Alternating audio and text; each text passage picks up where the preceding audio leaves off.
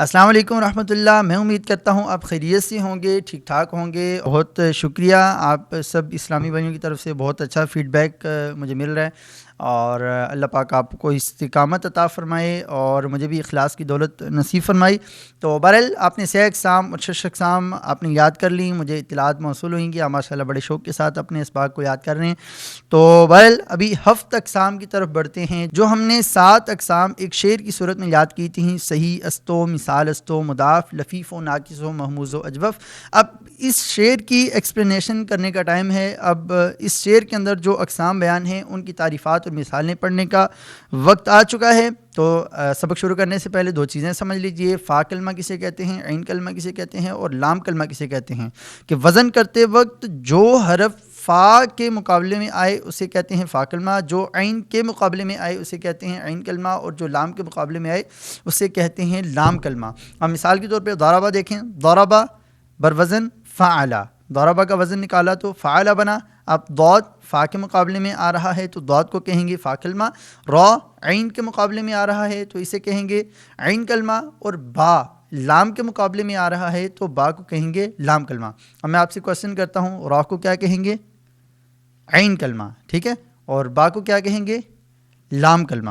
تو اسی طرح انہیں عین اور لام کلمہ کیوں کہیں گے؟ کیونکہ یہ وزن کے عین اور لام کے مقابلے میں آ رہی ہیں را اور با, ٹھیک ہے. اور دوسری چیز آپ نے جو پڑھنی ہے لازمی, وہ ہے حروف علت. حروف علت کسے کہتے ہیں؟ یہ بیمار حروف کو کہتے ہیں. الف واو یا, یہ جس طرح انگلش میں ہوتے ہیں نا حروف واولز ہوتے ہیں, اے ای آئی او یو, اسی طرح سے عربی کے اندر ہوتے ہیں یہ الف واو یا. تو انہیں کہتے ہیں حروف علت, مطلب بیمار حروف. ٹوٹل 29 حروف ہیں, 29 میں سے 3 حروف علت ہیں اور باقی 26 حروف صحیحہ ہیں, ٹھیک ہے. اب اگر آپ کو حروف علت یاد ہو چکے ہیں اور فا عین لام کلمے کا پتہ چل چکا ہے کہ فا کلمہ کسے کہتے ہیں, عین کلمہ کسے کہتے ہیں, اور لام کلمہ کسے کہتے ہیں, تو آئیے صحیح کی تعریف کی طرف بڑھتے ہیں. صحیح اس کلمے کو کہتے ہیں کہ جس کے فا عین لام کلمے کے مقابلے میں حروف اصلی, ٹھیک ہے. فا عین لام کلمے کے مقابلے میں کہنے کا مطلب کیا ہے؟ کہ حروف اصلیہ میں سے کوئی حرف, جو فا عین لام کے مقابلے میں ہوتے ہیں وہ حروف اصلی ہوتے ہیں, ٹھیک ہے. تو حروف اصلیہ میں سے کوئی حرف نہ حرف علت ہو, نہ حمزہ ہو, نہ ایک جنس کے 2 حروف ہوں. اب اس کو تھوڑا مزید ایکسپلین کرتا ہوں. مثال کے طور پہ ضربہ آپ کے سامنے لکھا ہوا ہے. اب ضربہ کے اندر نہ کوئی حرف علت ہے. حرف علت میں نے آپ کو بتائے تھے کون کون سے ہیں, الف, واو اور یا. الف, واو اور یا. دیکھیے ضربہ کے اندر کوئی حرف علت ہے؟ نہیں ہے. اب صحیح کی 3 شکیں انہوں نے بیان کی تھی. صحیح کلمہ کسے کہیں گے؟ صحیح کلمہ اس کلمے کو کہیں گے کہ جس کے اندر نہ حروف اصلیہ میں حرف علت ہو. ضربہ حرف علت نہیں ہے, ٹھیک ہے. نہ حروف اصلیہ میں حرف علت ہو, نہ ایک جنس کے 2 حروف ہوں, مطلب ایک ہی طرح کی 2 حرف ہوں. ضاد 2 دفعہ آ جائے, را 2 دفعہ آ جائے, با 2 دفعہ آ جائے, کوئی بھی لفظ 2 دفعہ آ جائے. یہاں پہ کوئی بھی لفظ 2 دفعہ نہیں آیا, ڈبل نہیں آیا, ٹھیک ہے. تو ایک جنس کے 2 حروف بھی نہیں ہیں اور حروف علت بھی نہیں ہے, اور فا عین لام کلمے کے مقابلے میں یعنی حروف اصلیہ میں حمزہ بھی نہیں ہے, ٹھیک ہے. دوبارہ ریپیٹ کرتا ہوں, صحیح کسے کہتے ہیں؟ وہ کلمہ جس کے اندر حروف اصلیہ میں نہ حرف علت ہو, نہ ہی حمزہ ہو, اور نہ ہی ایک جنس کے 2 حروف ہوں, جیسے کہ ضربہ.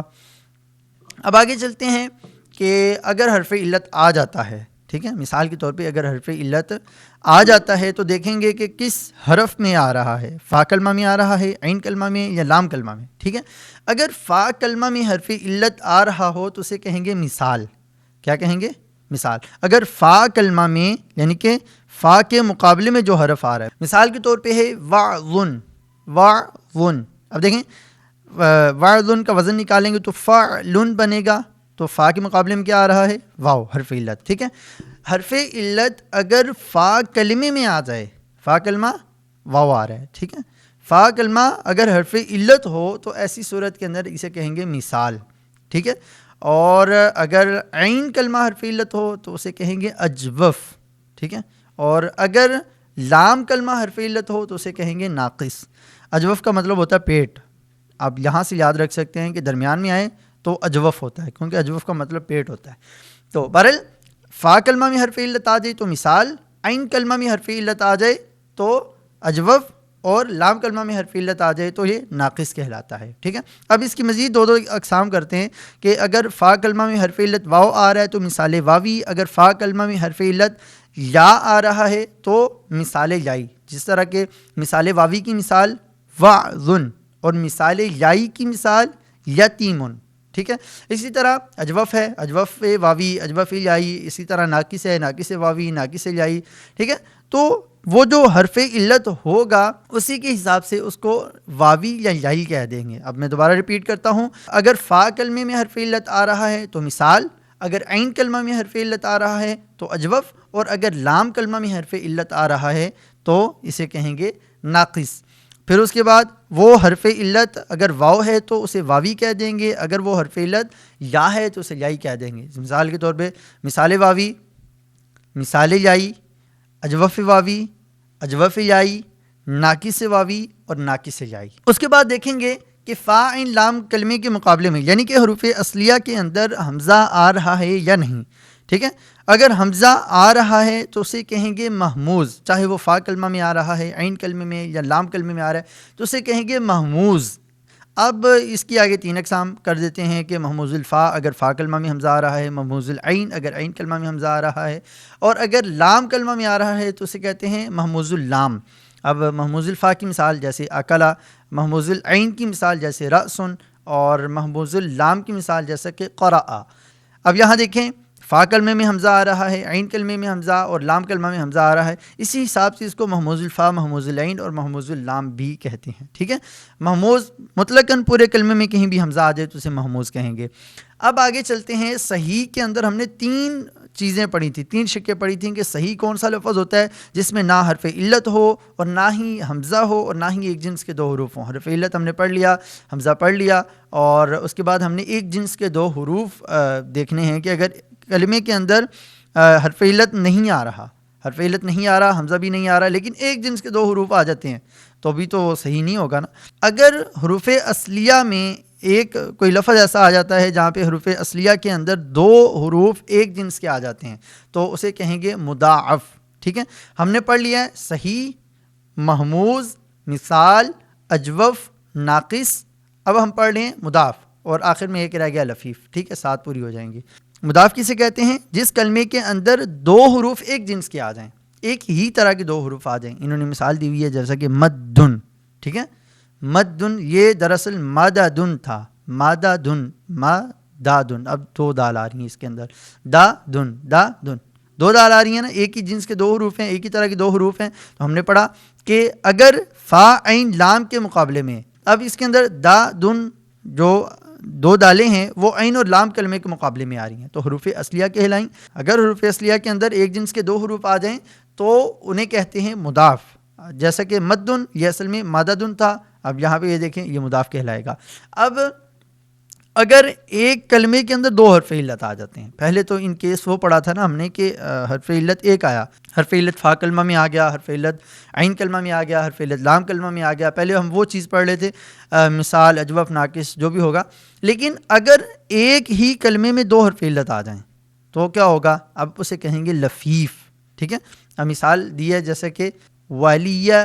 اب اس میں واو بھی آ رہا ہے، یا بھی آ رہا ہے، واو بھی حرف علت ہے، یا بھی حرف علت ہے، وا لی یا. ٹھیک ہے. دو حرف علت آ رہے ہیں.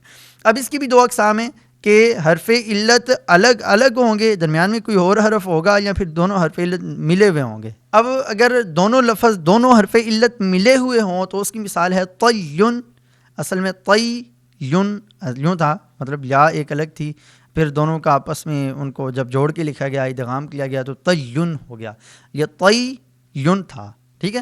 اسی طرح سے ولیون. اب اس میں دیکھیں نا کہ واو اور یا کے درمیان میں لام آ رہا ہے، واو اور یا کے درمیان میں لام آ رہا ہے. واو یا یہ دونوں حرف علت ہیں اور یہ دونوں فاصلے کے ساتھ آ رہے ہیں، لام کا فاصلہ درمیان میں آ گیا تو اب اسے کہیں گے لفیف مفروق جس میں فرق ہو. ٹھیک ہے. مقرون یہ ملے ہوئے ہوں، مفروق جس میں فرق ہو. ٹھیک ہے. لفیف مفروق کی مثال ولیون اور لفیف مقرون کی مثال طیّن.